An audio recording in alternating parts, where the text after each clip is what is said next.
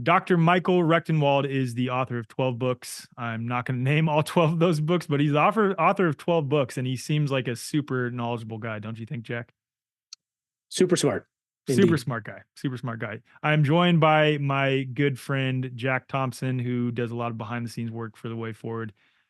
Jack has been a libertarian slash voluntarist. I'd say you'd say probably now more like voluntarist. For sure. 100%. Yeah, right. Okay. So Jack has been libertarian slash voluntarist minded for quite some time. And we've talked a lot about this. And Jack, I don't know if I want to shout out if he'd want me to shout out some of the podcast episodes that he's previously recorded, but he I was actually literally just thinking if anybody wants to hear a crappy podcast, you could look up. It's not a crappy podcast. Jack had his own podcast a while back where he interviewed some pretty amazing people and had some good conversations related to libertarian and voluntarist and anarcho-capitalist philosophies. Right. And Political Badger. I think it's still there on iTunes if you want to check it out. I'll throw it in the show notes so people can check it out if they want to. But I had Jack join me because he's very knowledgeable on this topic, and I was interviewing Dr. Michael Rectenwald, who is a libertarian presidential candidate. Let me finish reading his bio real quick, and then we'll jump into what we talked about. But he is a distinguished fellow at Hillsdale College. He was a professor of liberal studies and global liberal studies at NYU from 2008 through 2019. He also taught at Duke University, North Carolina Central University, Carnegie Mellon University, and Case Western Reserve University. He holds a PhD in literary and cultural studies from Carnegie Mellon University, a master's in English literature from Case Western Reserve University, and a bachelor's in English literature from the University of Pittsburgh. He is a former Marxist, which was super interesting, and we sort of talked through that during the episode. Professor Rectenwald is he is a professional. He's a very professional guy. Professor Rectenwald is a champion of liberty and opposes all forms of totalitarianism and political authoritarianism, including socialism, communism, social justice, fascism, political correctness, and woke ideology. And he also totally opposes statism, which we talk about quite a bit during this episode. And I had a lot of people reach out to me when I announced that I was going to be interviewing Dr. Rectenwald, saying that, basically expressing that they were upset that I'm interviewing a presidential candidate at all. And Jack, I don't know, you correct me if I'm wrong. Like, I think he answers pretty thoroughly during this episode why he is using the platform of a presidential candidate and why, and I think it answers why I would interview him in the first place. Absolutely. Yeah. For anybody that was saying that to you, I would recommend they listen to the interview because he's clearly like the anti-candidate. He's speaking out against the state as it exists. And, he's not your typical candidate. We'll just say that. Yeah, not at all. And we went into all things related to his political platform, so-called political platform, and all of his ideas on various policies, economic policy, monetary policy, protection from the state if it's a necessity, what police and military would look like, what the rights of men and women would look like, the necessity of three-letter agencies. We went into all this stuff, and immigration, the Federal Reserve, military, everything. Even touched on the birth certificate a little bit towards the end. That was super cool. That was really, because we didn't know if he got it or not, but it was clear, at least to some extent, he gets it. Right. Yeah. So I asked a question towards the end related to the birth certificate, and I guess in his initial answer, it was very general. So I just wasn't sure if he truly understood what I was pointing to. But then he brought up something a few minutes later that clearly indicated that he knew what I was pointing to when I brought up the birth certificate. So I already liked him, but at that point I was like, oh, I love him. Yeah, exactly. I might just vote for him. Yeah. Right. I mean, there's so many things that he said that no other presidential candidate would dream of touching on. But the fact that he touched on that and he brought it up to you is like, you will not hear another presidential candidate touch That's on right. this. That's pretty incredible. What do you think he was vaping on, by the way? I don't know. I mean, he talked about weed during I thought about asking him, but I didn't want to be rude. Well, he talked about how he likes sativas when he's debating people. So that might have been it. But he's a cool guy. Yeah, really, this was a really, really fun episode. I mean, when we clicked done recording, we were both like, man, that was awesome. Can't wait for this one to come out. So, hell yeah. with that, I have to make an announcement. So obviously, I've been sharing this for quite some time. Confluence, April 5th through the 9th. I'm trying to get Jack to come too, so maybe this will hype him up. April 5th through the 9th in Bandera, Texas, during the total solar eclipse. Camping options, glamping options, car camping, self-camping, RV camping, showers on site, of course, and a number of incredible talks from the likes of Brandon Joe Williams, Dr. Andy Kaufman, Eileen McCusick, myself, Molly Englehart, Dr. Amanda Vollmer, and a number of other incredible people. And we'll have some workshops and incredible music. All of the food during the event is farm to table, regeneratively grown food that is coming from the farm that you will be attending the event on. And there's going to be a really, really cool 2.5 hour breathwork session on one of the nights, and a really cool pond to swim in. That's a magnesium rich pond. It's sort of an event that you can choose your own experience, I guess. We're actually going to recommend to people that attend this year that, hey, you are not required to attend every single talk. In fact, like, if you don't want to attend any talks, that's totally fine. Just go hang out with people, hang out with like-minded, freedom and health-oriented communities. So incredible event, and that will also be in the show notes as usual. Can I walk around naked if I come? Is that cool?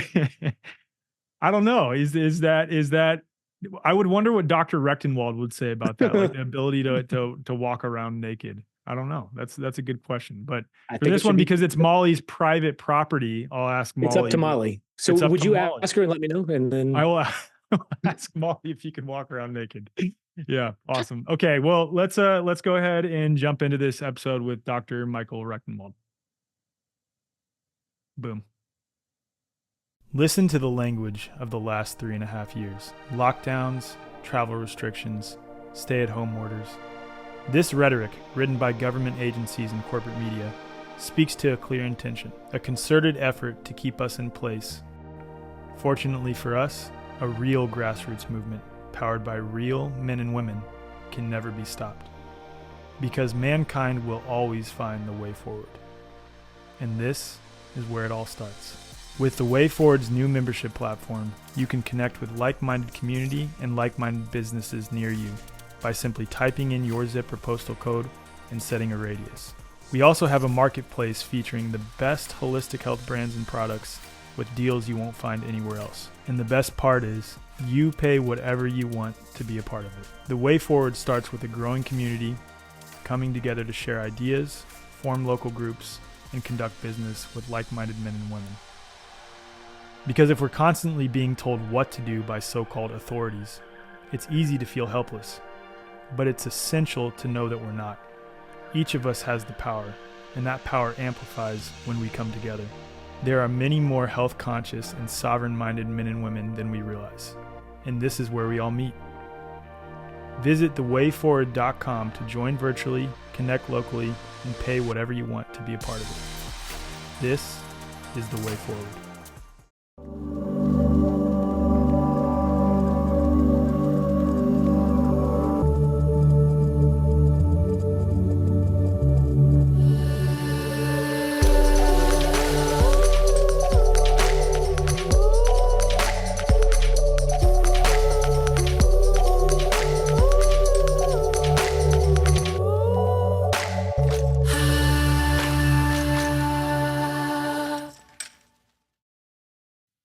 Michael, thank you so much for joining me. Jack, thank you for joining me as a co-host too. You have been a libertarian for quite some time. A lot of people on the way forward should know who Jack is because I've mentioned him, I think, a couple of times. He's sort of been in the background, pushing me some guest ideas, linking me up with some amazing guests. I actually have to give you credit for linking me up with Veda Austin originally. So thank you for that, Jack. And just does sort of jack of all trades, pun intended, for the way forward behind the scenes. And I figured because Jack has been a libertarian for quite some time, it'd be appropriate for him to join me with this discussion with Michael Rectenwald. So we'll record the intro after this, Michael, and we can just go ahead and jump right in. I want to start with your transition from Marxism to libertarianism. So how did you land yourself as a believer in Marxism originally? Well, I got through it to it through very theoretical means, and being introduced to Marxist theory in graduate school, along with a lot of other theory, postmodern theory, feminist theory, and so forth. And I started to, first of all, I liked it intellectually. I thought it was, there was a lot of rigor there. And I found it to be a good exercise of my faculties. And the plausibility of the narrative, I bought into the plausibility of the narrative. And I guess one of the things also that I had a kind of class chip on my shoulder, having grown up as a working class subject, if you will. I've had a lot of experiences with class antagonism, I guess, or classism, as they would put it. And so one of those things had to do with when I went to go to high school. I wanted to go to this prep school because it was the best school in the area, called Shady Side Prep. And they wouldn't let me in because they came out and said straight up, right in front of myself and my father, we think your son would do here very well here academically, but I'm afraid there's a social problem. It's a social class issue.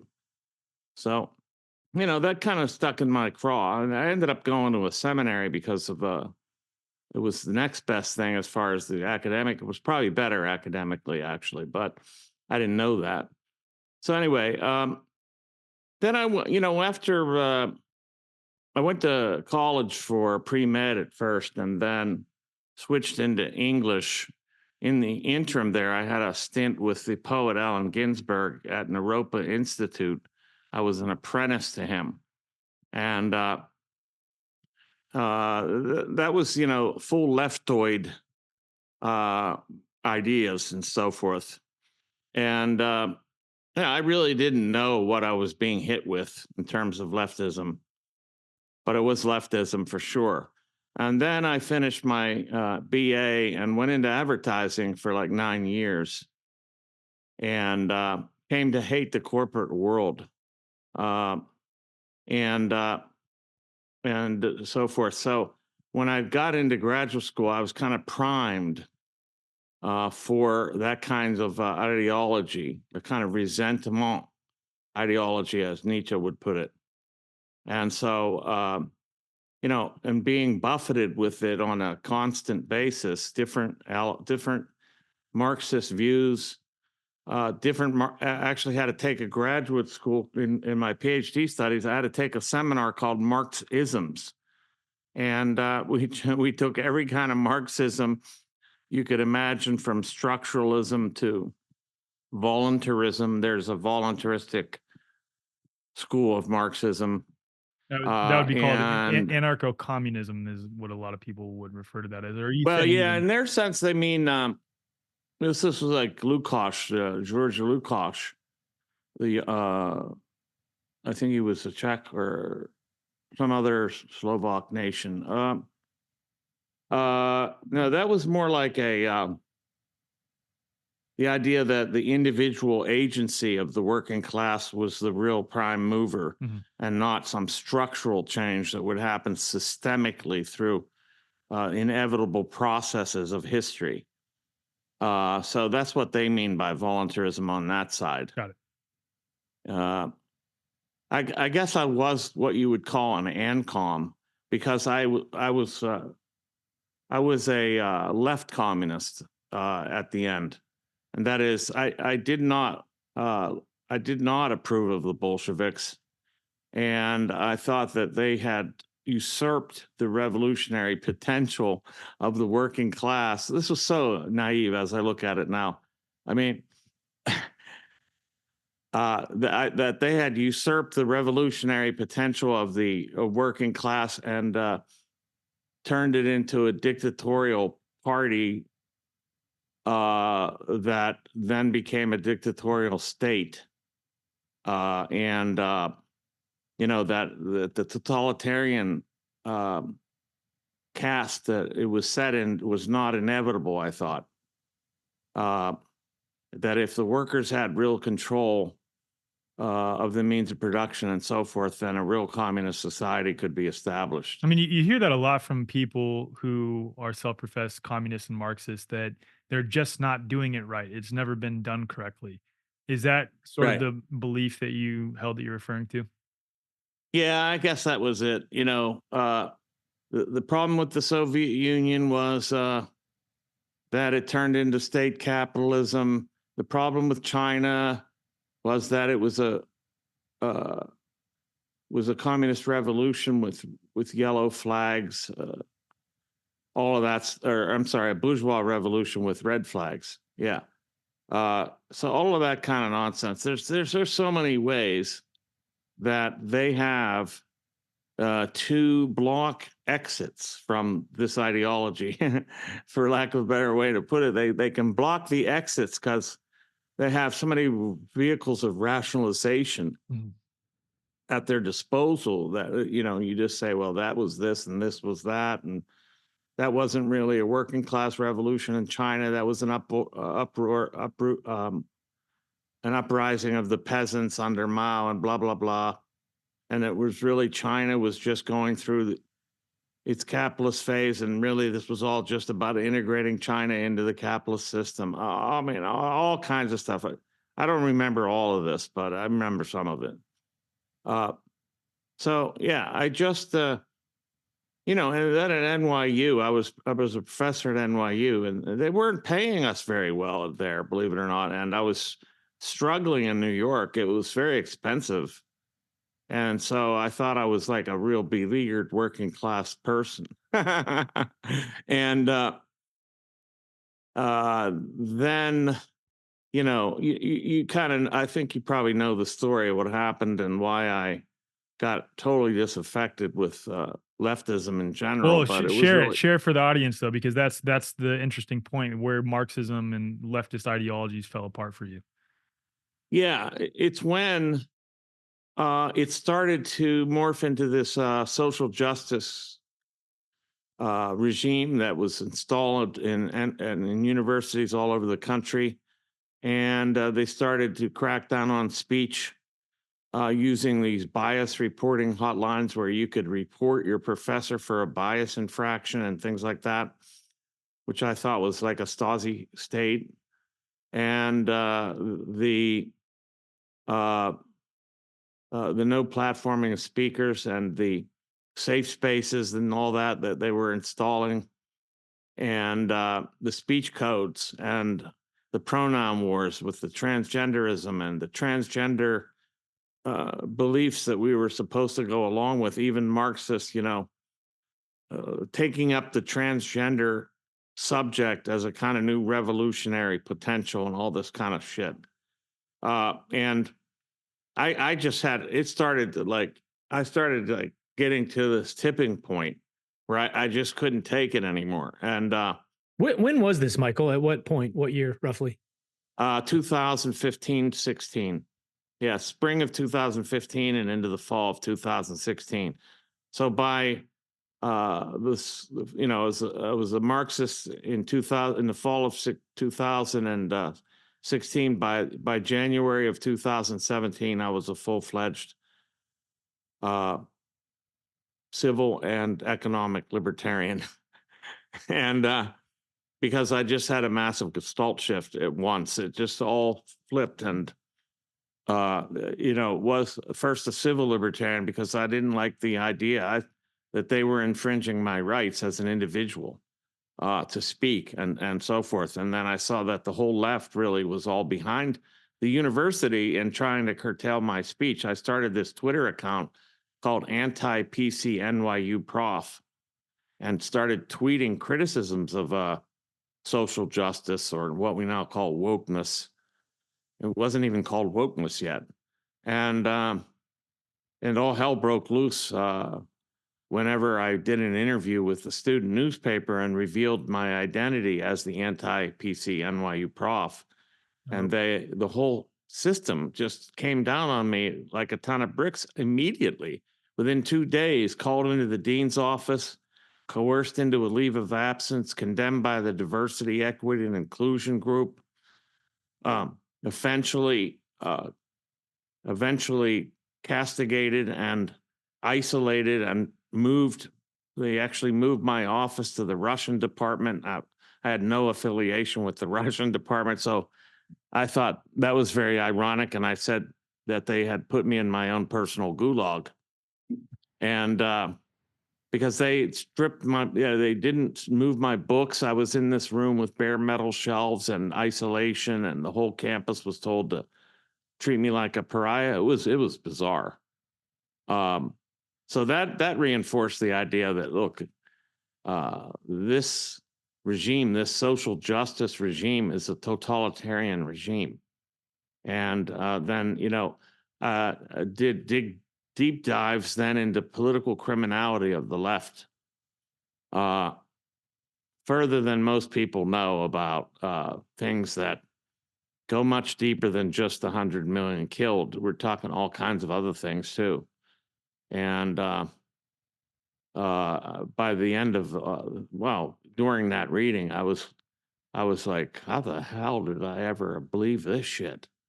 And then I would go to into the economics Austrian school first, and completely. I never, like, I didn't have any halfway house with like Milton Friedman or something like that. I wanted to get to the roots, and I was always a radical. I thought I was a radical as a Marxist. I just had the wrong tree. Well, and or one thing real say, quick that comes up with Yeah. that that's funny as I'm sitting here thinking, the perception amongst, I would say, most of society at this point in time in 2024 is that Marxism is extreme left, and people would consider voluntarist, libertarian, anarcho-capitalist ideals extreme right. So it's like, from the outside looking in, you jumped all the way across the spectrum. But really, what you're saying here is that no, I just had my extremist sort of machine opposing, if you will, ideology completely flipped to the other side. Yeah, and I realized that I had located the wrong ruling class. I had thought that the ruling class was the capitalist class per se, when I came to realize that it was the state and its functionaries and beneficiaries, of course, and its accomplices as well. And then I said, "Wow, this is," and then it became very clear to me, like, wait a minute, who is really the exploiter? It isn't capitalists. They're not exploiting people. This is just pure nonsense. And the idea, I was very deep into the theory, like the labor theory of value, the theory of exploitation, which is based on the labor theory of value. Once you knock out the labor theory of value, the whole edifice crumbles. So that came in very short order. Like it took like 5 minutes of reading to knock that down, and all the premises were suddenly abolished. All the premises came crashing down. And actually, I felt this quite viscerally. I've said this, and I mean it. It was like I was liberated from Plato's cave. I felt completely like all of a sudden these shackles were off, right? And I could actually roam about freely in the actual real world rather than being shackled in front of this replica of a replica, or this false vision. And it's very curious because Marxism says that everybody else who's not a Marxist is living in false consciousness. But it's interesting to point out that they're the ones that are perpetrating false consciousness, because it's a false, they have a false paradigm. So, and I know the theory inside out. Like, I wrote essays for Marxist journals on all kinds of topics from a Marxist viewpoint, including economics and so forth. I thought, like, for example, that the tendency of the rate of profit to fall was what made reform of capitalism impossible. And so the only option was revolution. You couldn't reform it. There was no money in it to reform. And all these different things that they can, all these different facts you can account for differently under that system. Once you break the paradigm and so have like a Kuhnian paradigm shift, then the facts start to fit into a different paradigm, and now they start all making sense. And you don't have to dismiss the anomalies as under a Kuhnian revolution in science. You suddenly have a new paradigm. And so that's what happened. That's the best explanation I've ever given, by the way. That's good. We'll have to clip that up. We are honored. Since it's a long form interview and it's not throwing red meat to a bunch of right wingers, Yeah. I'm just telling you, yeah, I'm giving the full scoop. Yeah, if I may, real quick, Jack, and I know you probably have a question too, but let's set a foundation. So when we talk about the labor value theory that you're referring to, correct me if I'm wrong Labor on this. theory of value. Yeah, labor theory of value.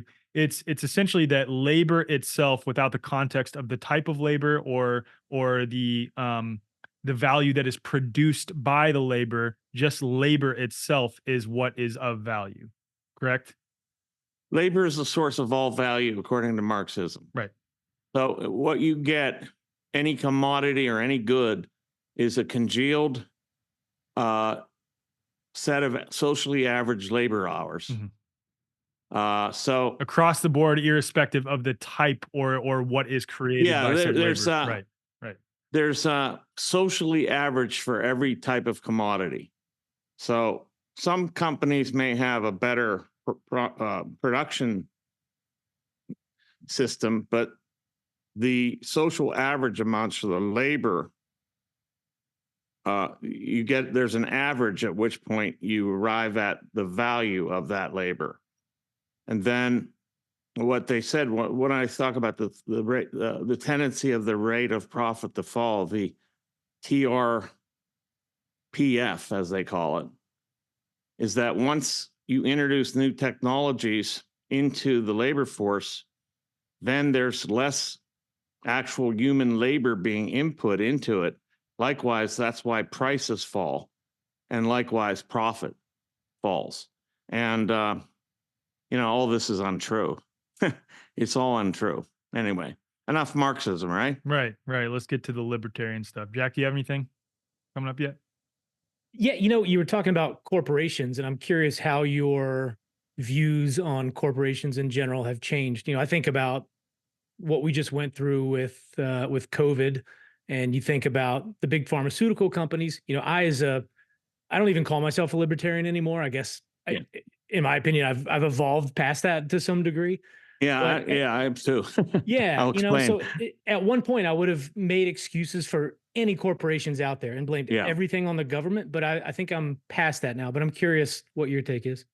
Well, I invented a term that's been used in libertarian circles to explain the relationship between some kind of corporate entities and the state, and I call them governmentalities.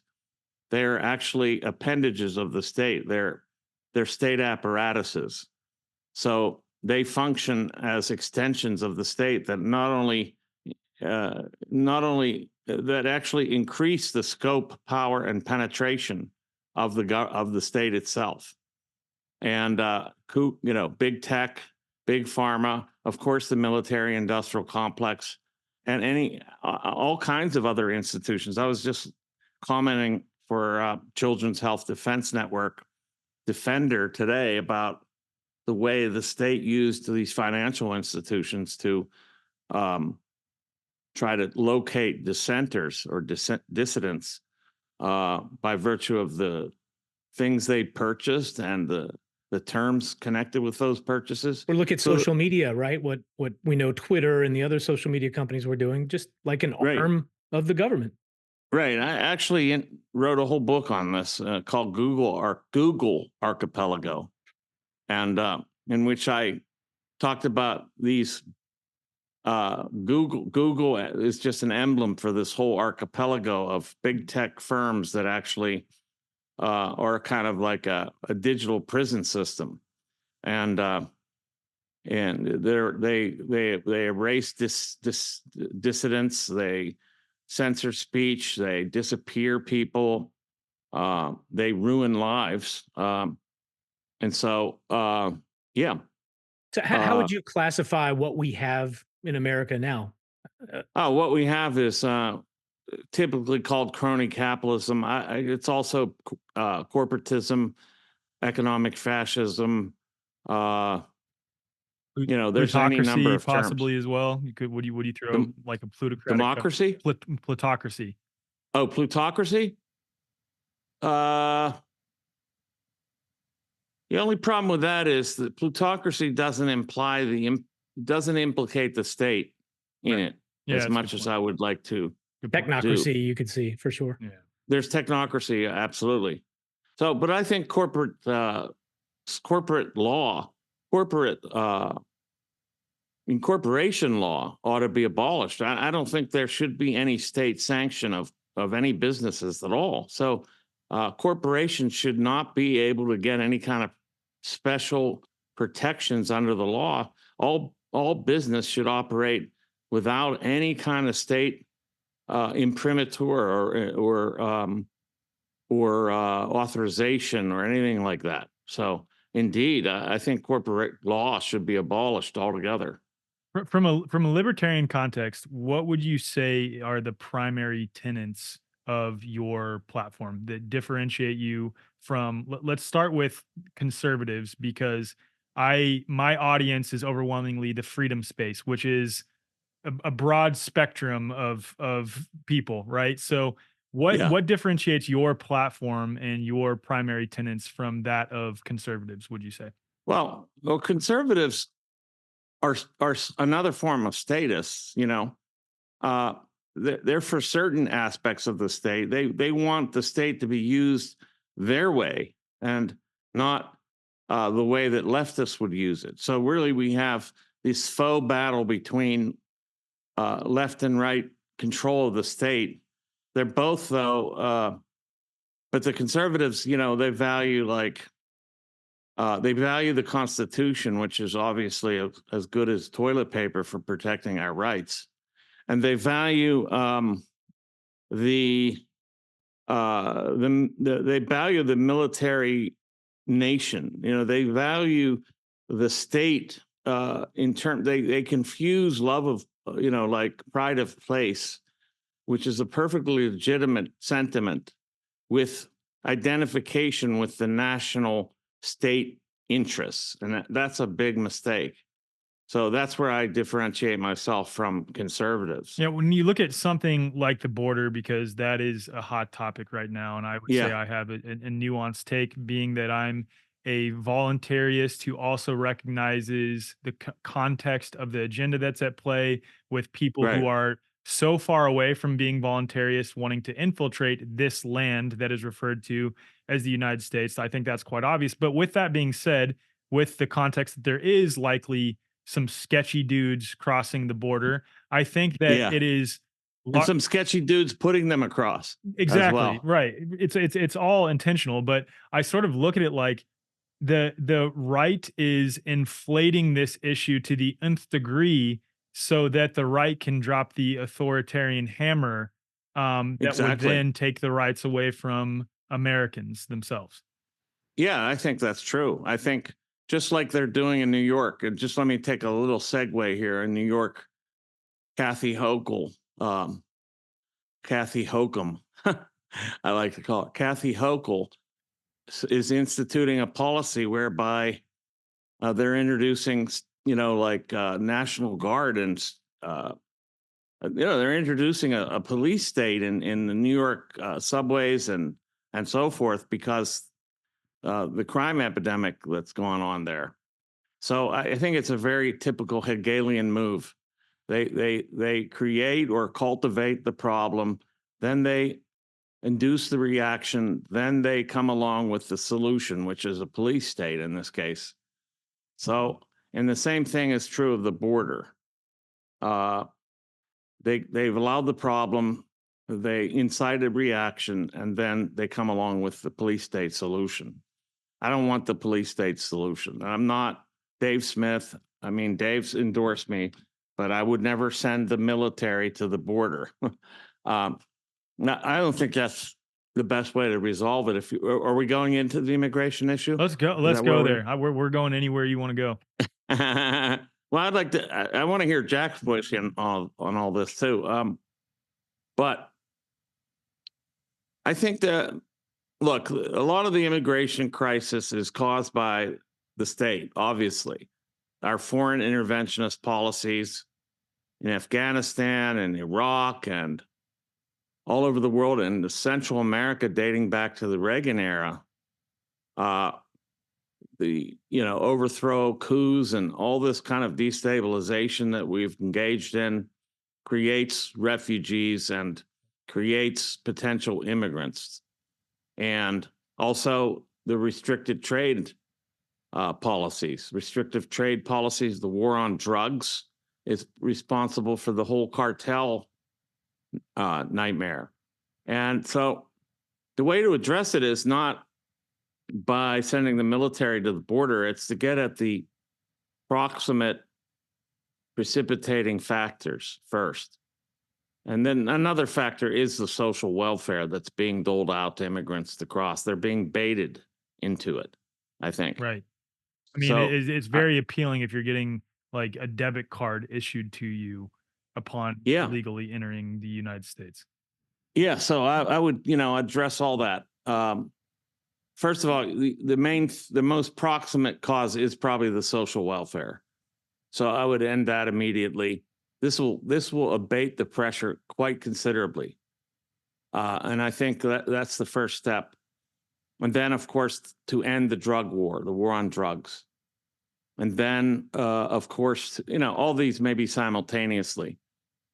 Stop the interventionism. I mean, it'll take a long time for this to sort out because of the enormous problems. You can't just say, well, once we pull our troops from all the bases around the world, then everything's going to be okay immediately. Like no enmity will persist about what the United States has done all over the world.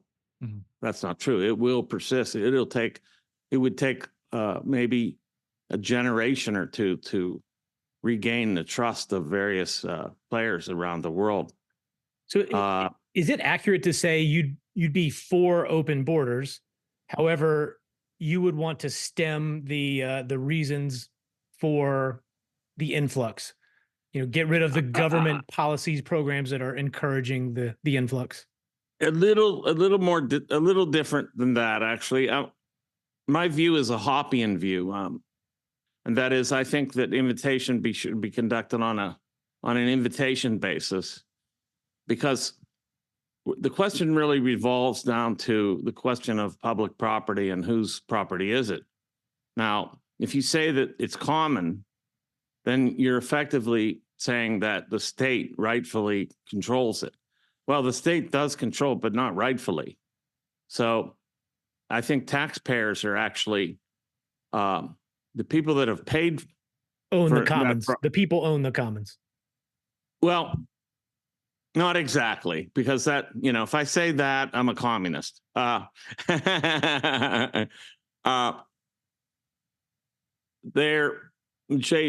think that privatization of property as much as possible, especially along the borders, would be a massive improvement.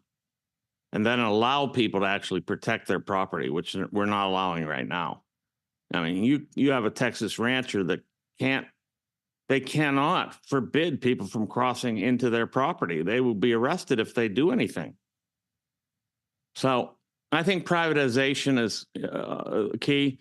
Short of all total privatization, which is the object, you have to realize that even open borders is a state mandated policy. So I'm trying to, look, I'm not a politician. Borders themselves are a state creation. Yes, they are. They are. But so is the property, the public property they enclose. So I would say an invitation-based immigration policy, which should satisfy advocates of open borders who can invite whoever they want, and could also satisfy people that think that the borders should be restricted to those who are being invited to come. So essentially, in summary, it's putting the rights back onto each individual to choose what is best for themselves and Yes, their property. it's a privatization of immigration. Right. That's basically what I'm arguing for. I'm fully on board with that because that is voluntarism in a nutshell. So I Yes. guess the broader question to ask before we dive into the weeds on some of these things is, what is, if anything, the proper function of government? Well, none. We know that. It has no proper function. But as long as it exists, what it shouldn't do is violate our rights. It's not going to protect them. Anybody that says that the government is there to protect our rights is just a fool. I mean, obviously, it's not there to protect our rights. Its very existence depends on the abrogation of our rights by the fact of taxation, which is obviously an extortion scheme. So, no, government's not there to protect our rights. Government is actually an infringer from the start. There's nothing about government that doesn't violate the non-aggression principle by definition. Right. So, no, I would say that government its role is to leave us alone and to protect our property from incursion as long as it exists. But it can't do that. It won't do it very well, and in fact, it doesn't give us the option of choosing. It's a monopoly. We know. Right. Its monopoly is illegitimate, and so after an illegitimate monopoly, what we want to do is curtail it as much as possible until we can get rid of it. Mm-hmm. Right. And this becomes the interesting question that a lot of voluntarists are in disagreement on, and there's a range of ideas for how we get to a fully voluntarist society. And some will say using the means of the state to infiltrate the state and then dismantle the state is the best way. And then some will say that that is morally unjustifiable because you're still acting as an agent of the state or attempting to act as an agent of the state. So I'd say that it seems that you take the former position, given that we're so entrenched with government, it's somewhat necessary in your mind to use the mechanisms of the state to then begin to dissolve it from the inside. Yeah, I think it's the only way short of violence, frankly. Mm-hmm. It is to infiltrate and dismantle. My metaphor for my presidential campaign is a wrecking ball. I love it. And that Rectenwald wrecking ball. I love that so much. Yeah, that's great. The idea is, Javier Milei had a chainsaw metaphor. I think we have a bigger state than Argentina does. We have the biggest state that's ever existed. So a chainsaw just will not do. But yeah, I mean, that's my position in a nutshell. Right. What you just said. So I think we don't even need to touch on taxation. You ought to obviously think that that's theft, extortion, and then. Well, yeah, but let me just say this. There's some candidates running against me. Okay, some of these people, I don't know. I'm not going to name names, but it's ludicrous that they're even in the race. They don't know jack shit about anything. For example, no offense, Jack. I didn't mean it. None taken. Like they say, well, this move from a income tax to a fair tax, a tax on consumption. You never, ever replace a tax with another tax. This is an axiom of attacking the state. You don't want to give it another means. And that would even be it's called fair, a fair tax. It was actually the most unfair thing you could do because it will hurt, of course, the lower income earners the most, obviously. But then he says, well, it wouldn't apply to people who make $40,000 or less. Now, how are you going to determine that?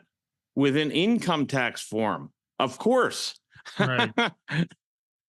So these people just haven't thought about anything. So they're trying to peg me as like the professor who's not really fit for politics. But I'm saying they're the politician that's not fit for anything. Right. As far as this goes, get the hell out of here. Right. You don't have any business even trying to deal in this realm because you're just a clown. You haven't, people that found libertarianism by Googling the word, shit like that. I mean, Oh, you're referring to libertarian candidates. Libertarian Oh my candidates, yes. goodness. That Mhm. flies in the face of libertarianism, what you're describing.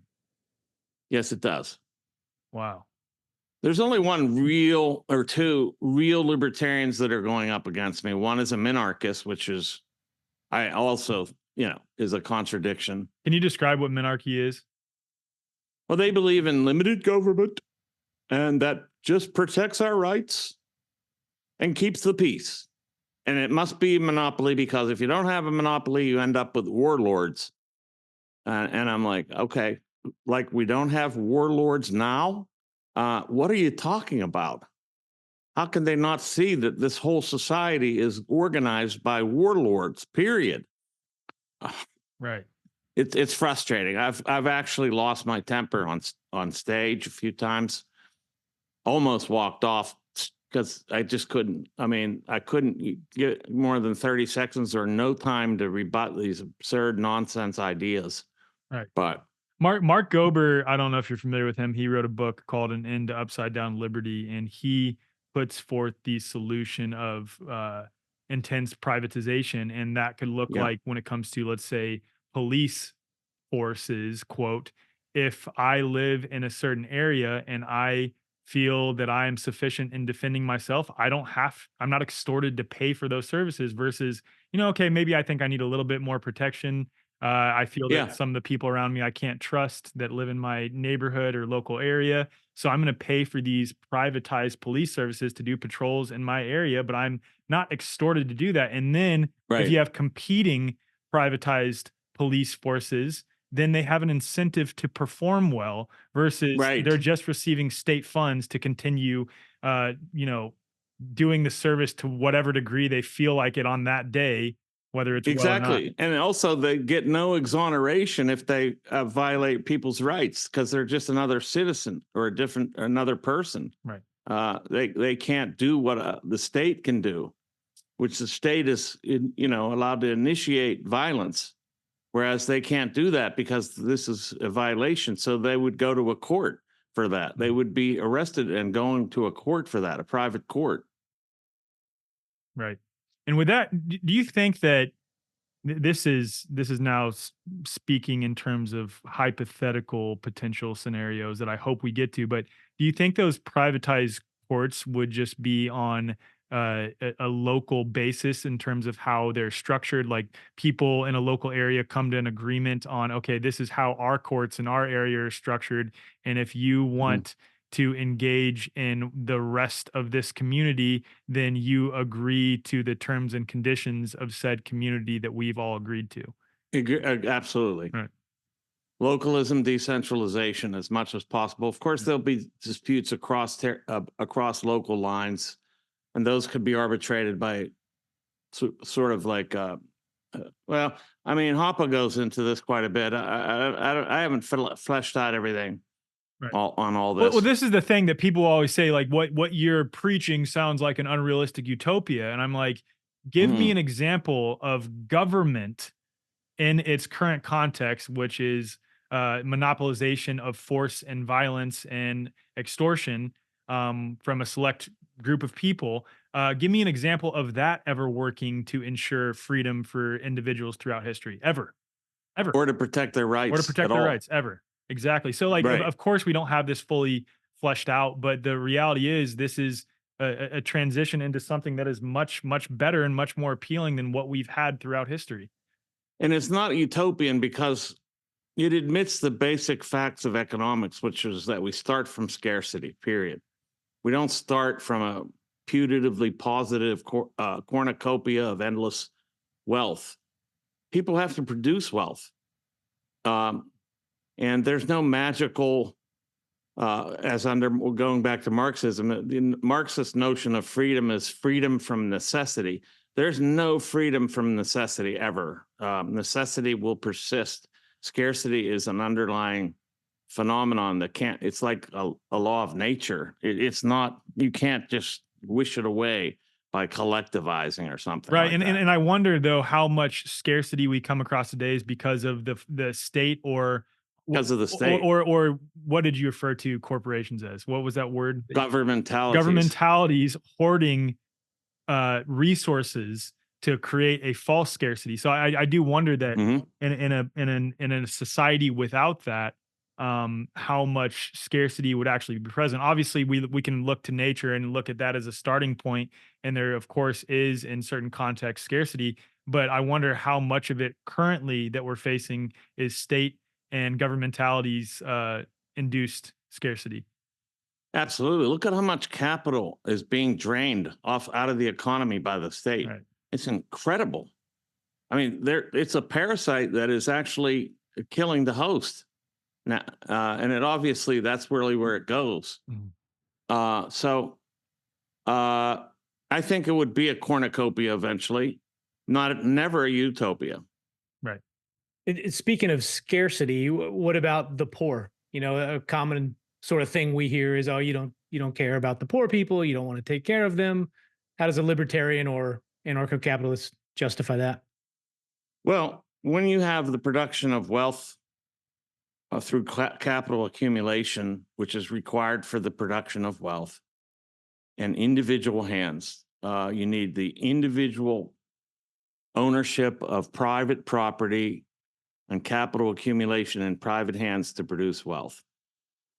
You will have more wealth for everyone, period. It will just increase across the board.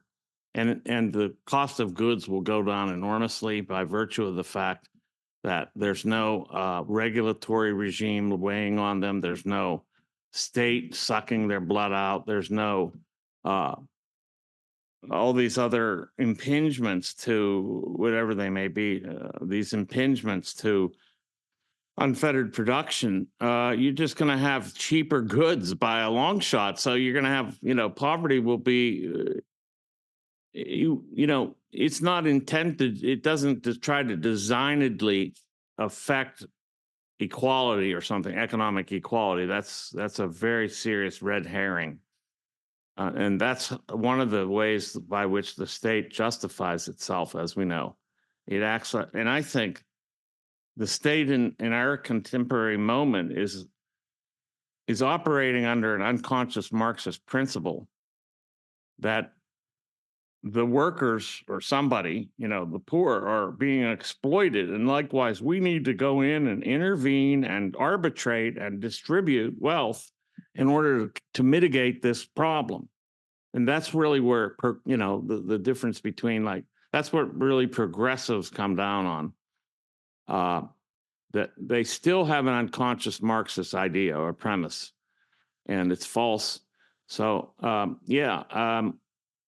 so that's one of the rationales that the state uses to justify its existence. And before the government decided to monopolize taking care of the poor, there were a lot of private membership societies in this country and Yes. others that would, come together as a community and take care of someone when they were sick or out of work. So it can work, but again, Yeah. the government has monopolized this function and has done a piss poor job. Yeah, I mean, my area of scholarship was 19 is I didn't think I got divorced from it by virtue of leaving the academy. Is 19th century British culture and science, and there were numerous voluntary workers associations in which you would voluntarily deposit some of your wealth, some of your earnings for so what we would call today Social Security. And these were totally voluntary. Nobody had to do it, and they worked quite well. And so that's they would be better than that, I think, under a fully voluntary society.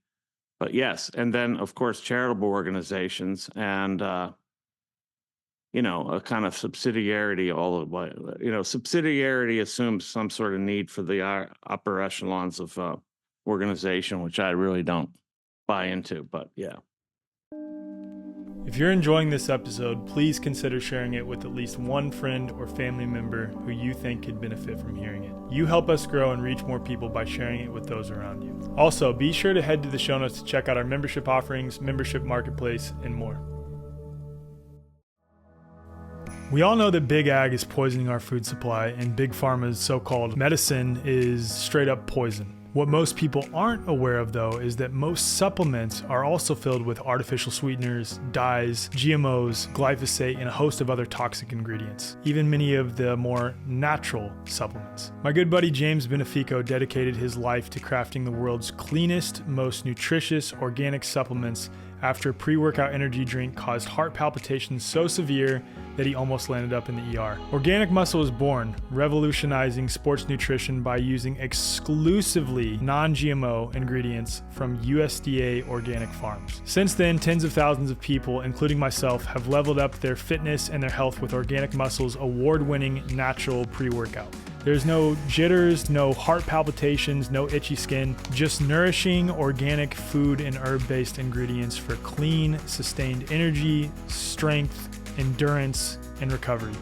Numerous studies have shown that Tonka Ali is the most effective herb in the world for naturally boosting testosterone levels. And we know that testosterone levels are depleting all over the world because of what's put in the food supply, what we're exposed to.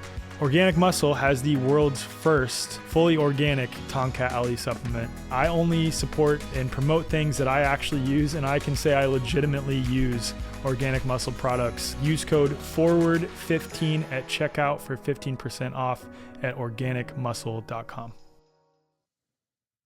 Another big question that comes up as we're moving towards a voluntarist society, or we're ideally wanting to, right, is how would currency and how would credit work? So I think before we get to that, I just want to hear your take on the Federal Reserve, and then also the IRS itself. I think, again, let's answer the IRS one. Is there any function for taxation whatsoever? No, Okay. not at all. Right. That's what I figured, and that's, I 100% agree with that. 100% agree. And it's interesting because the likes of other popular freedom-oriented candidates, quote, freedom-oriented, like Trump and RFK, have never made mention of dissolving the IRS in any capacity. Never. And they don't even touch the third rail of reality, the Federal Reserve or central banking, privatized. Well, Trump has praised the Federal Reserve before. Yeah, the monopoly over money and its production out of thin air under the fiat system, and then the lending of it on interest. I mean, this is the biggest fucking scam that's ever existed in the face of the earth. It is unbelievable. I mean, just once you grasp what they do, it's like, what? How could this be?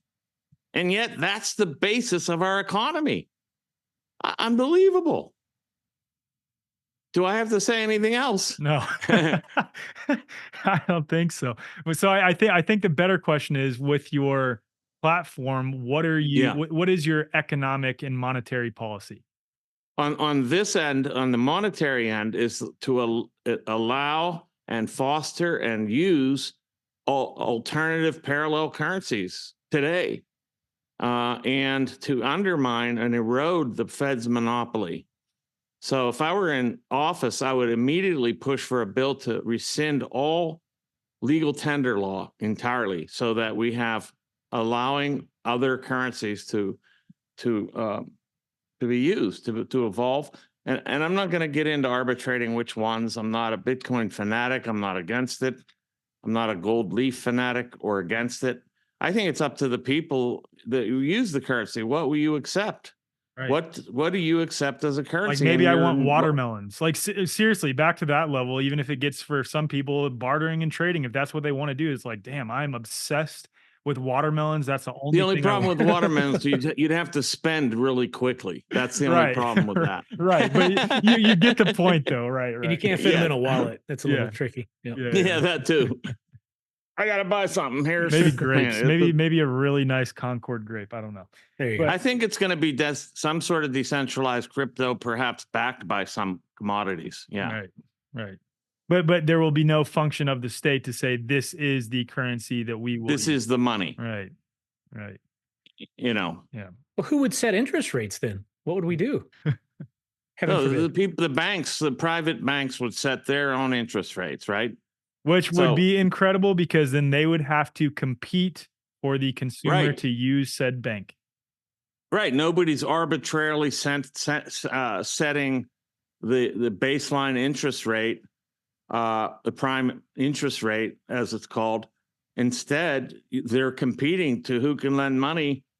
And so they're going to have to compete by virtue of hedging as low as they can in order to get lenders or borrowers. What do you think the actual interest rate would be now? Let's say if you wanted to buy a home, if it wasn't manipulated by the Federal Reserve. Do you think we're too high? Are we too low? It's really hard to say because you'd have to figure if all other things being equal, given all of the restraints on the economy as it stands, you'd have to say it could actually be high because it's costly, it's risky because the capital base is under attack, right? So as long as the capital base is under attack by the state on other fronts, I would say the interest rate could be higher because it's riskier to lend capital and expect a return. But if all those other restraints were removed, then it's a race to the bottom. You know, one thing you don't hear people talk a lot about is, I mean, I think most people know and understand that price controls, like artificially setting the price of something, is going to cause a surplus or a shortage. You know, if the price of milk, all of a sudden the government says by writ, it should be $20 a gallon. Well, you know, you're probably going to have a surplus because people aren't going to buy milk, but you don't hear that talked about in terms of money. Like, but they're literally setting the price of money, which throws the whole market, you know, mechanism out of whack. So it's a mess. It's a mess. It's a total mess. It would take time to extricate ourselves from. And in the meantime, you know, there'll be some upheaval, but I think it's nothing like what we're experiencing, right?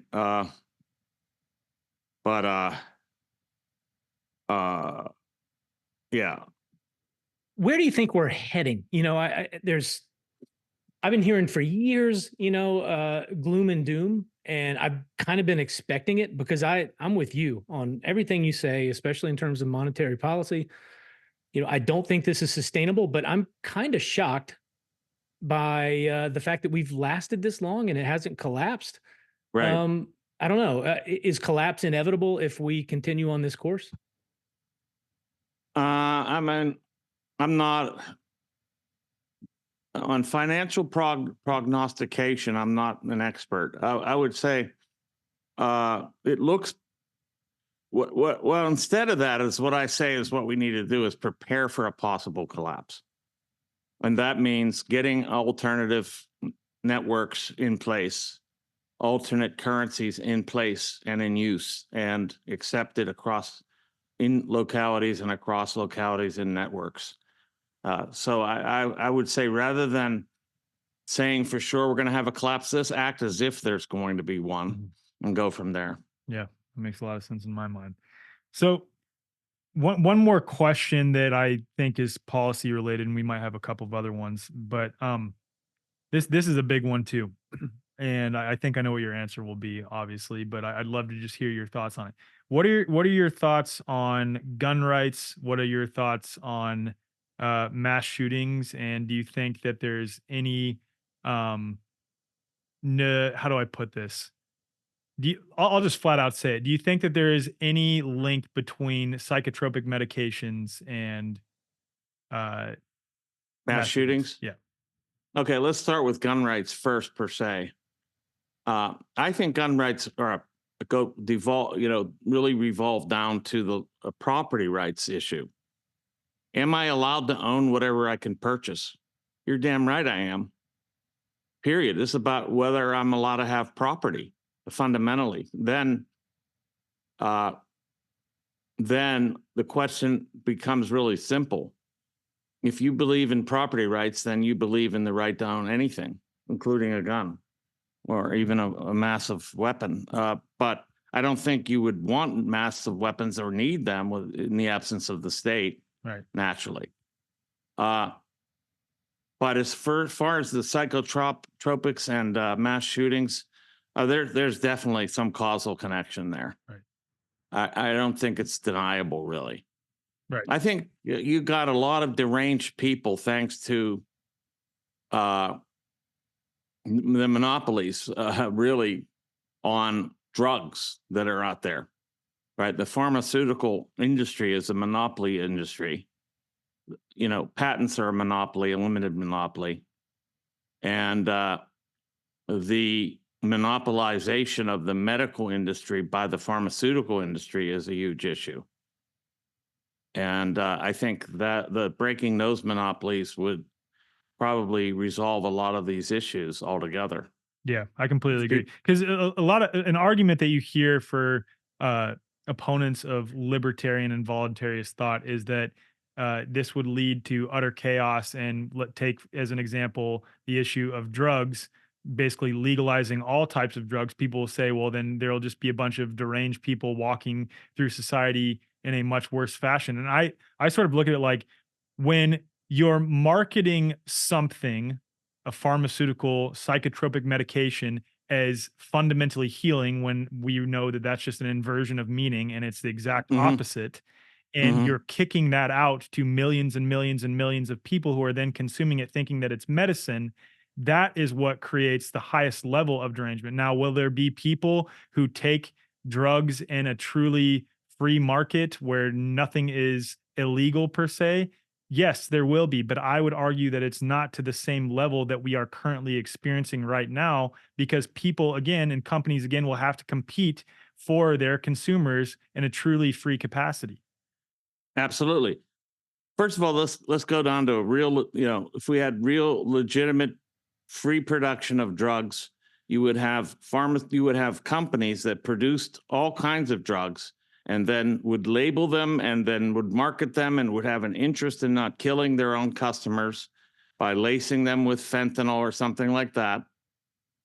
You would have competition amongst what works, right? About what works. And you could find, maybe people would find some other type of drug helps overcome a temporary depression, for example. Or something induced naturally that we're teaching people about that is internal to the human being, or some, natural herb or supplement or something like that. Natural herb. Right.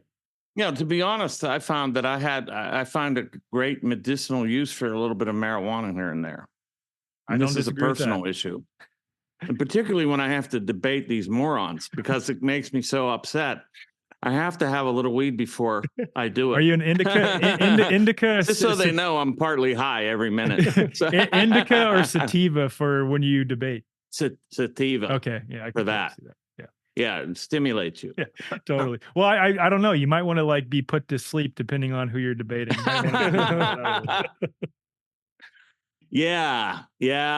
Some sort of soporific might work better, but I mean, then again, on that same note, what you hear happen, what I've heard happen over and over and over again, and I'm not going to name names, but I have friends who, let's say, are on the disinformation dozen that were training underneath people who were claiming to heal people from cancer naturally, and these individuals were taken out by agents of the state.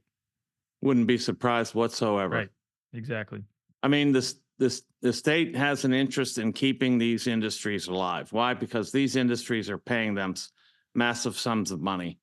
Right. And vice versa. I mean, they're in hand in glove, right? They're totally in collusion with each other. The state gives these companies, in the case of the COVID vaccine, let's talk about that. What was the trade-off? The state gave indemnity from liability and a monopoly, or monopolies, cartel, more proper term, I guess, because there were more than one producer, well, they weren't even producing it. Apparently, it was military. But anyway, they were distributing it at least under their names. And in exchange for that, the state got greater powers of coercion over people. So that's the kind of thing that would be broken instantly. And I think that the drug industry is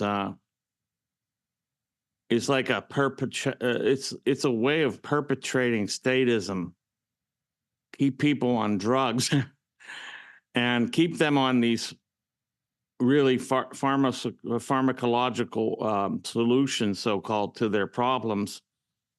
And I think they're less likely to break out of the matrix that way, to be honest, to put it in real blatant terms. Well, it makes them docile, and it just makes them, I think, puppets, or I guess Agent Smiths. Yeah. It makes them sort of semi MK Ultra subjects. You know, they're they're not literally being totally controlled, but they're being controlled to some greater extent than they would be otherwise, I think. Right. I mean, I think, you know, I was thinking about this the other day, and I do think we need to liberate the mind first, frankly. I know this sounds like hokum in a way, because you can't liberate the mind without some sort of change. And but I think really, and this is why I'm running, really, I'm running because I'm the only one in this whole thing, in this liberty movement, in the Libertarian Party, I should say. The liberty movement is broader, that says the real awakening will come when people do understand that what the state is and how we, you know, what it's doing to us. If people could grasp the immensity of that concept, there would be an explosion, you know, of consciousness, and that's why I'm doing this. Right. And what I hear a lot of people, I mean, I'm a huge proponent of voluntarism, so I speak out about voluntarism quite a bit, especially where I'd say I'm most popular, if you will, which is on Instagram. And I get so much pushback from Trump supporters, from RFK Of supporters, course. who say that what I'm advocating for would lead to total chaos, and that I'm saying that every man and woman, and you talk about starting with the mind first, needs to completely dissolve the conditioned belief that other men and women in so-called positions of authority have any right whatsoever to tell them what to do. Exactly. So if you think, so they start from the premise that human beings are flawed and they have bad motives in many cases. So why would you think then that you should concentrate power in the hands of a few of them and give them a monopoly over something as such? And then I was thinking also, there's something about the state that magnetizes evil towards it, and people that crave to be in control and in power over others. And that's what I think, you know, when I say evil here, I'm not referring to some supernatural sense here, although you could take it that far, but I'm not right now. I think that it magnetizes evil and then harvests it, you know, at the same time. Why would you give a monopoly over something to a certain minority of people if you believe that that those self-same people are endemically flawed? Why? Well, they would say, well, we have laws that restrain them, something like that. So, I mean, those laws, first of all, they write them, right? So, and they interpret them. And then we have the issue of the Supreme Court, right? Which it's like the referee who's also part of the game. I mean, the referee is also one of the players.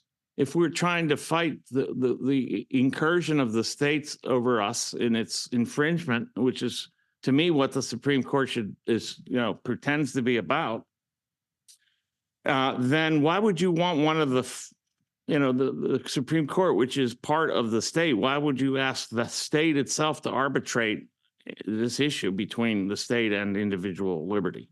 I mean, it doesn't make any sense. You know, what do you think, Jack? We obviously agree.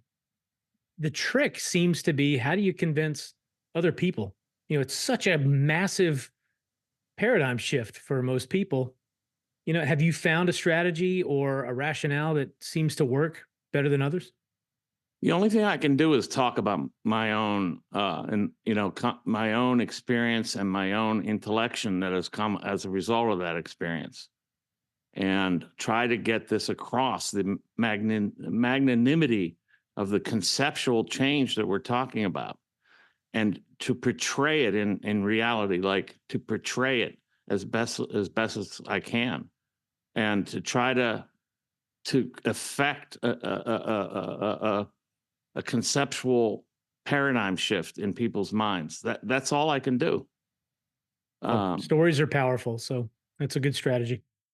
Well, what I love Yeah, about libertarian ideology, voluntarist ideology, I know that's a broad spectrum there, but let's say let's call it voluntarist anarcho-capitalist and because I'm not. Yeah, right, right. Anarcho-capitalism is that it's sort of in the same way that you can determine a good argument by using an a priori, and really, especially as you understand logical fallacies, you can examine the necessity or the so-called necessity or morality of the state using the exact same means, and there is no logical, truly logical explanation or necessity yeah, for the state outside of employing something like circular reasoning. yep. Absolutely. It's circular reasoning. The very problems they say the state is meant to address are actually exacerbated by its existence. So, if indeed people are flawed, selfish, greedy, some people have violent tendencies. Uh, well, first of all, a lot of those people are going to be attracted to state power. And then they're going to exhibit those same tendencies in that place where they now have a monopoly over it. It's fucking crazy. Right. I mean, you know, just to get across how crazy that is like, it's enormous. It's an enormous task. But there's a full boat born every day, and I guess I'm going to try, you know? What differentiates you from Robert F. Kennedy Jr.? Because that's so I think a lot of people in the freedom space, and I'll just share my thoughts on Trump because I don't even think we need to go there. If I may, real quick, I think it's relevant. I think you'll agree with all these points. Trump is emphatically pro-Israel. He didn't drain the swamp, didn't arrest Hillary, nominated current Pfizer board member Scott Gottlieb as FDA commissioner. He banned bump stocks. He sealed the JFK files. He signed the CARES Act, which resulted in the largest ever transfer of wealth to the 1%. Recommended lockdowns multiple times. Didn't pardon Julian Assange, but instead indicted him, repeatedly praised the use of ventilators, initiated Operation Warp Speed, called himself the father of the vaccine, encouraged his followers to get it, has repeatedly referred to the vaccine as one of the greatest recent inventions, and gave Fauci an award before leaving office. So, Yeah, but would you send me that list by chance? yeah, I'll send I that to love you. it. Yeah. Other than Yeah, I that, need man, that I thought he list. was great. Yeah. Other than I'll cite you for it. Yeah, that's a great list. Well, so RFK Jr. is he's a big statist, obviously. He wants to add layers to the state. He thinks the state is the answer to the problem. It just needs to be commandeered by the benevolent person like him. right. I don't, that's absurd. I mean, he's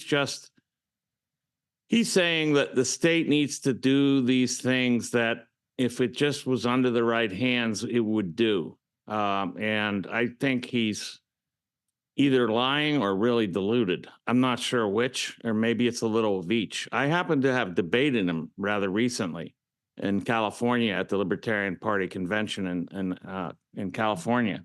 And I Did tried he to concede that he is a proponent of the state itself in that?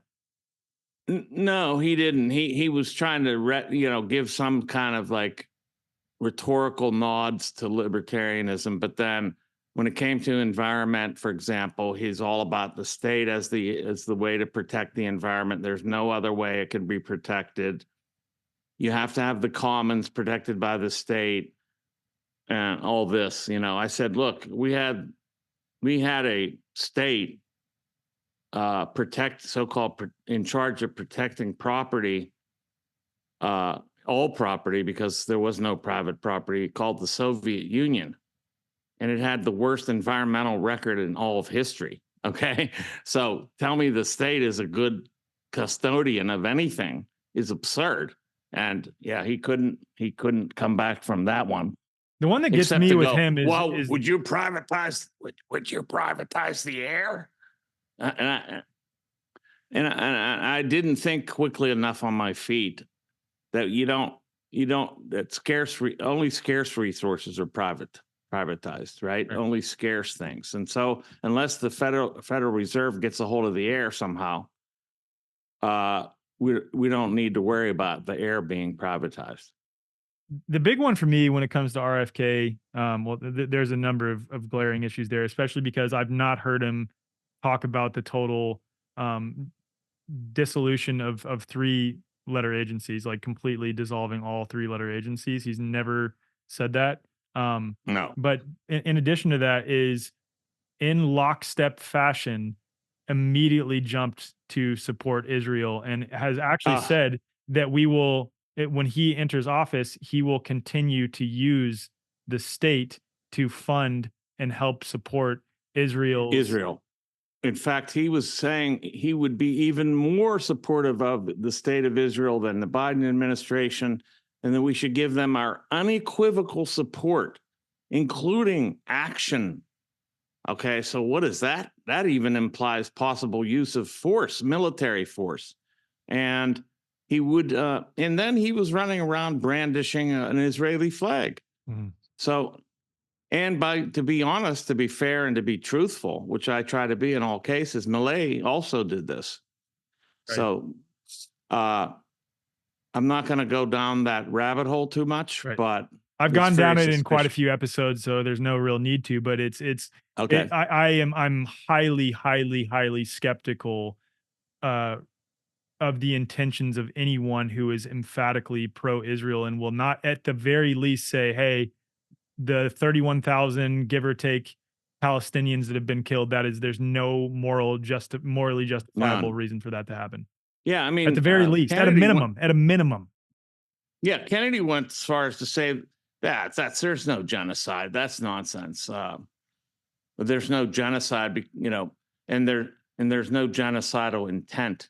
When you have Netanyahu saying that, comparing the Gazans, or equating, I should say, the Gazan people with, well, Amalek, which in the Bible says basically kill them all, man, woman, child, and animal, kill everything, wipe out the totally scorched earth policy towards that people. That's what they said. So they have genocidal intent expressed at the highest levels of the state. Right. It's unconscionable. And I've lost a lot over this. I lost my publisher, who I didn't know was a closet Zionist. Oh boy. I lost my Hillsdale. I had a fellowship at Hillsdale College, which was revoked. Yeah. My goodness. Well, thank you for standing on integrity despite all of that stuff, because that's very noble. And they try to scare you. Right. I get these people saying you're going to lose everything because of this. My publisher told me this. You will lose everything over this stance. I said, well, what does that tell you? Right. This is now jumping into a bit more. I hate using it in this context, but conspiratorial questions. You're right up my alley. Yeah. And so in your mind, you obviously, with the three branches of the of government, Yeah. the president through the executive branch has expressed, quote, powers.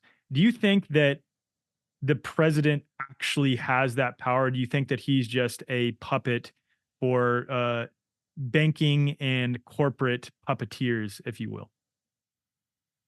Well, the bankers are at the top of the pyramid. And regardless of what the president's policies are, the banks are going to actually steer policy totally.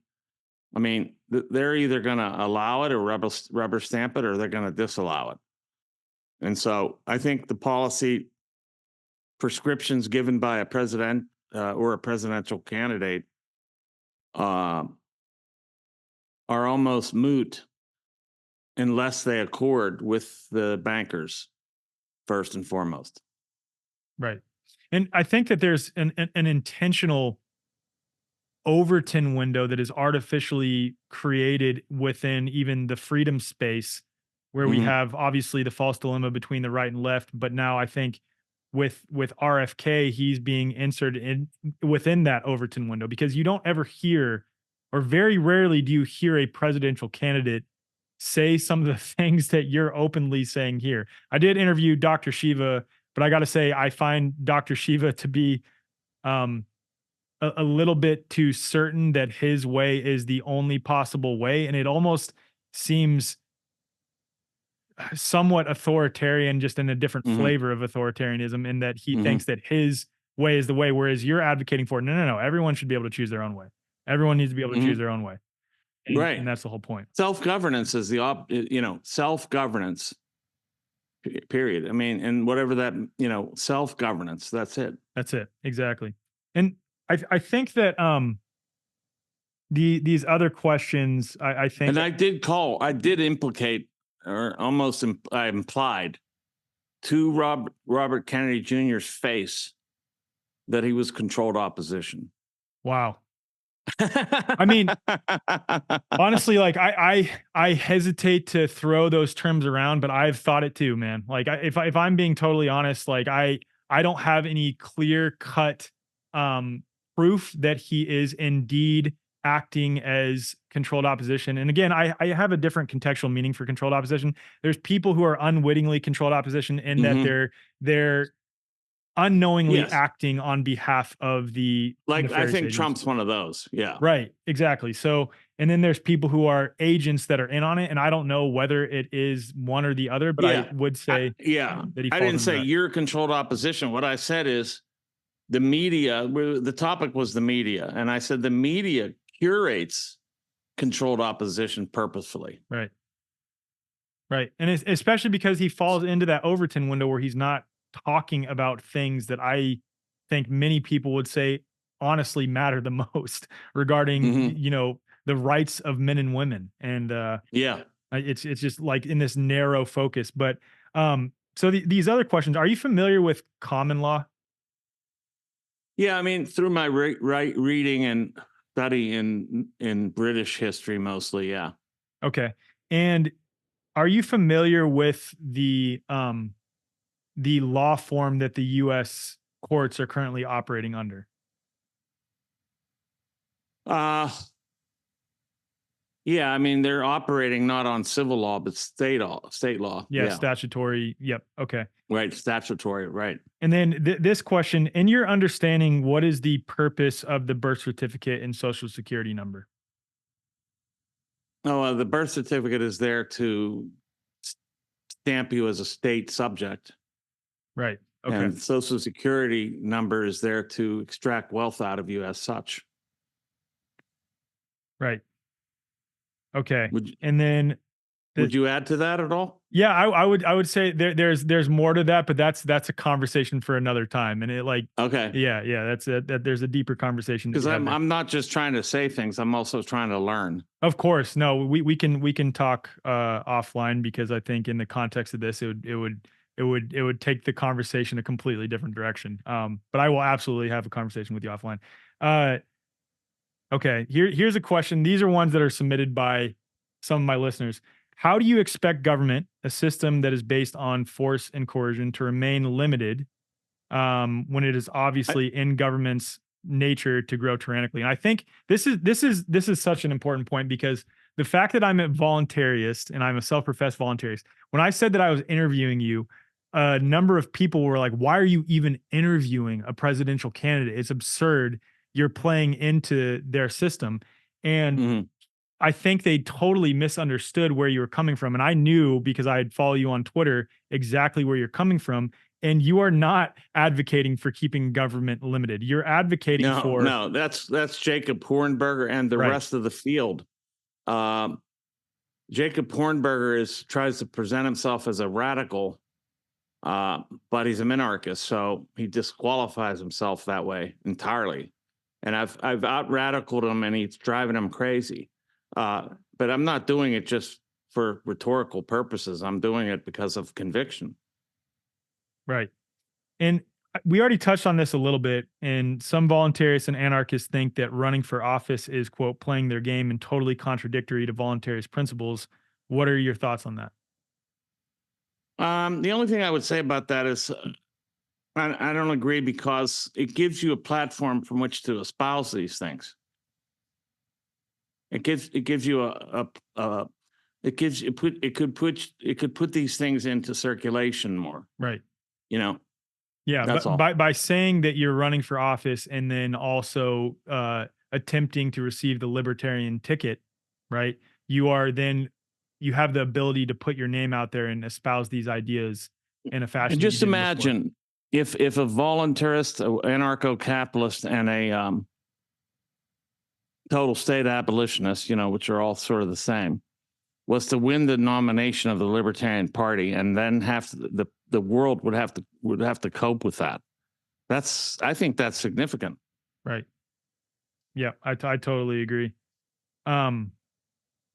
Let's see, Jack, do you have anything else? Actually, yeah, you go ahead, Jack. You go ahead. All right. I have two questions that I'm kind of dying to know the answers to. So your face lit up, Michael, when Alec mentioned conspiracy theories. And I just got the sense that you've gone down some of those rabbit holes, and I'm sure we could have a whole 3-hour episode just about conspiracy theories. But what do you think? What's the biggest conspiracy theory? What's the most sort of controversial one that you buy into? Well, I think the Great Reset's real, and it's being driven through and into the fabric of the state.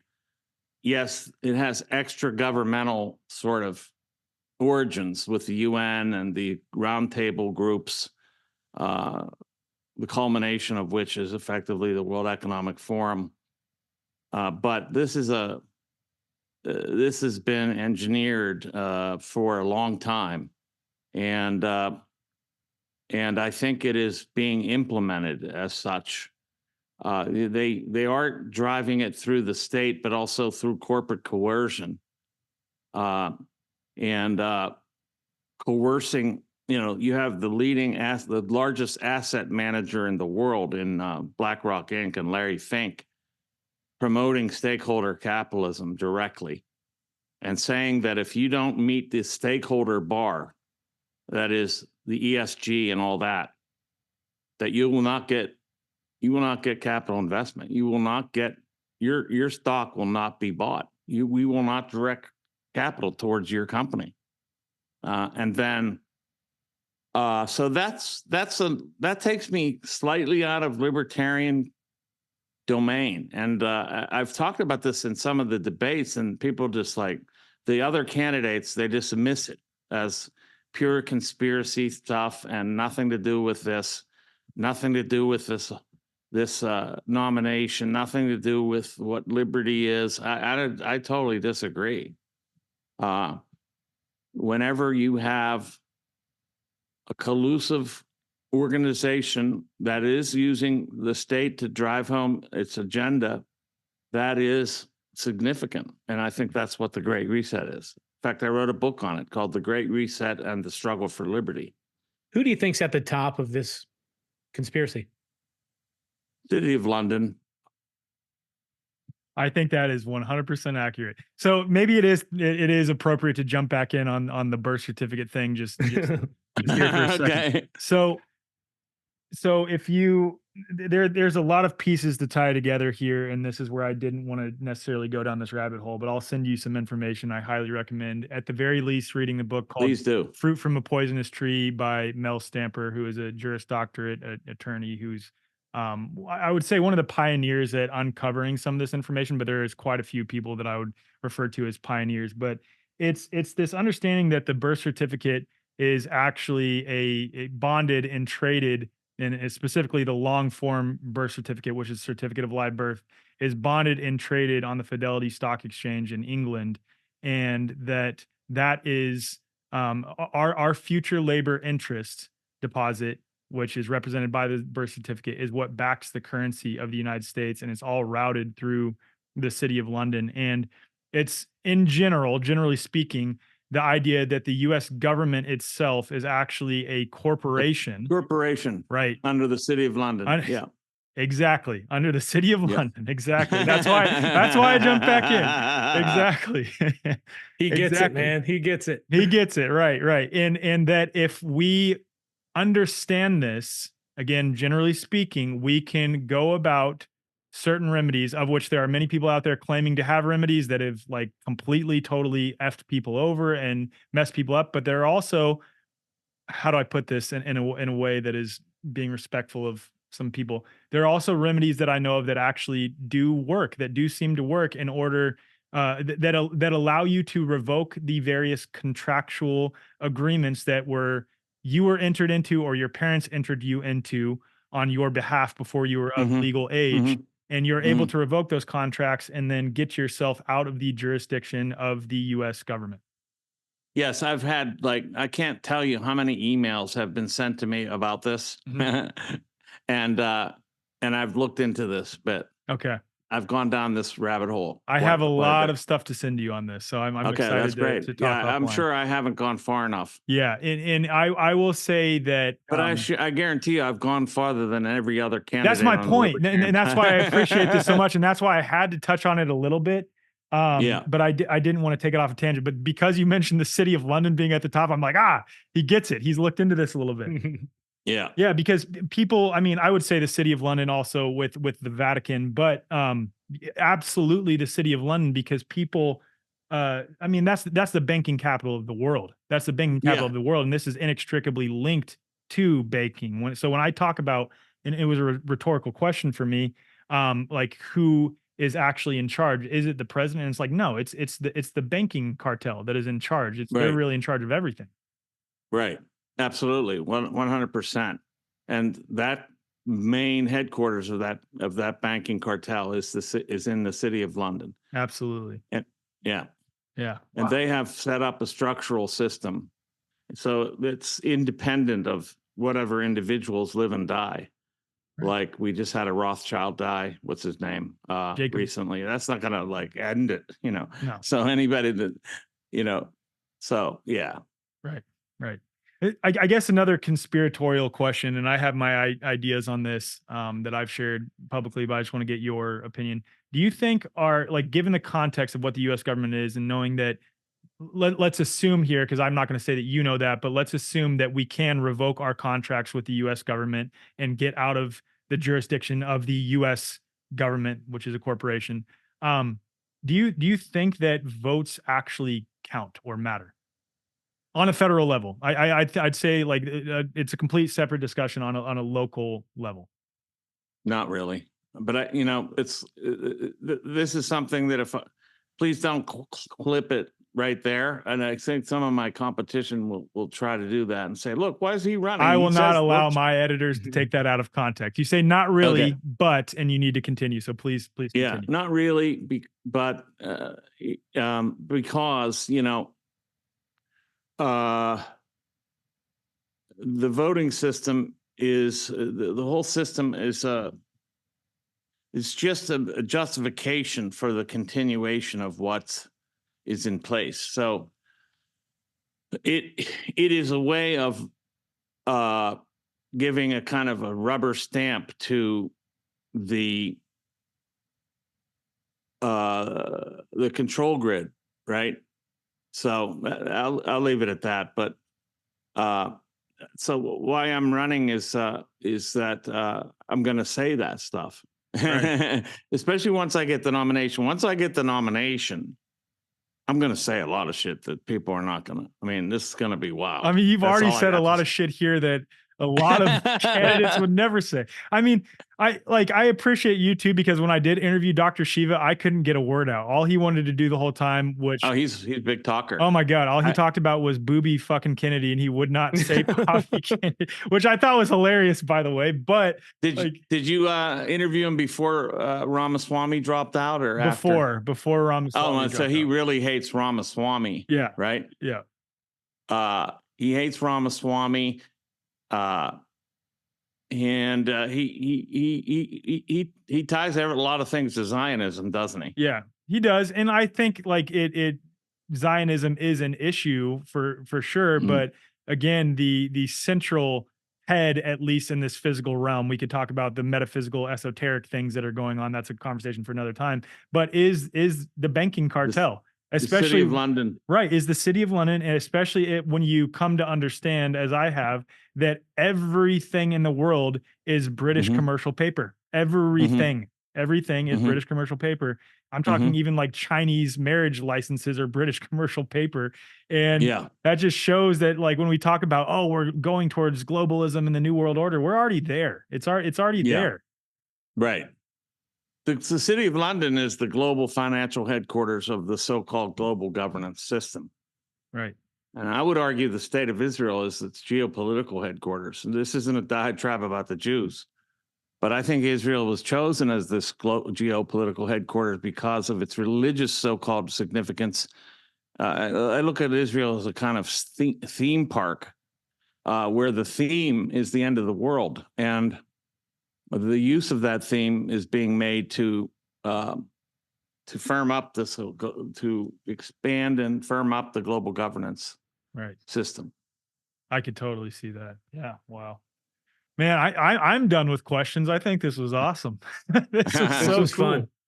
I have a concluding question, if that's okay. Yeah, go ahead. Go ahead, Jack. Yes, please. What I love about you, Michael, is you're clearly a student and you're humble enough to, ask for references and for help because you want to learn. I love that. I love that humility. Likewise, though, I feel like we could learn from you. So I'm curious if you have any recommendations. Who did you learn from? You mentioned Hans Hermann Hoppe a few times. Who else were inspirations for you? Carol Quigley. No, he wasn't an inspiration, but I did learn some things. Although I think he's off, but you can learn a lot of stuff from people who are off, though. Yes, that's right. I mean, but no, to be more serious, I mean, my main hero is Rothbard, Murray Rothbard, and his indisputably monumental book of short length, Anarchy of the Anatomy of the State. And I plan to write a book after this is over called The Physiology of the State, in which I trace the actual circulation throughout the body of the state and how it actually functions, rather than just knowing what the parts are, but the actual functions of the state. And this gets into some serious stuff that now you're getting into the empirical data about, like, how's the state being run, who's running it, what's the head, what's the brain, and all that, and what's the brain doing, what's the signals that it sends. The physiology of the state is going to be probably my next book. I can't wait to read that, man. Awesome. Michael, thank you so much for it's been my pleasure, Alec. This was awesome. Jack, thank you for being here, man. You were my pleasure. Good partner in this. So fun. Yeah. But it was my first presidential candidate that I've ever met. So big day for me. Make it the last. That's the plan. Okay, great. All right. Thanks, Michael. Guys. All right, bye now.